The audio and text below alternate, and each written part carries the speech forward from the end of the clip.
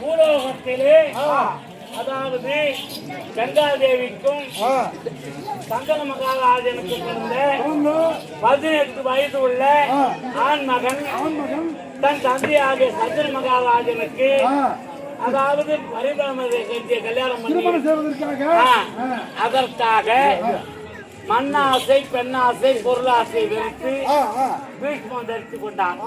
பூலோகத்திலே நம்ம அப்பா ஆசையா பொட்டாட்டியோட இருக்கட்டும், நமக்கு வாழ்க்கை தேவையில்லைன்னு இந்த மாதிரி ஒரு மனிதரை பார்க்க முடியாது. அதனாலே தேவர்களை எல்லாம் அந்தரத்திலே நின்று பூமாரி பெய்து அவனுக்கு ஒரு பெயர் கொடுக்க வேண்டும். ஜெய்தவரதனுக்கு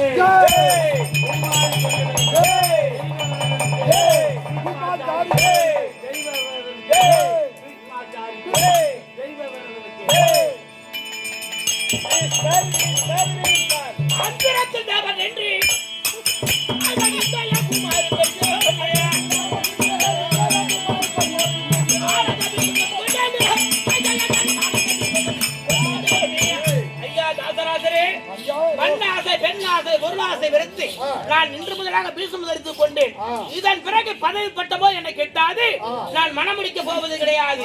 ஆதலால் என் தந்தைக்கு ஒரு மகளாக கூடிய பரிமளத்தை கொடுத்தால் மனமுடித்து வைப்பேன். நான் ஆனந்த சந்தோஷம்.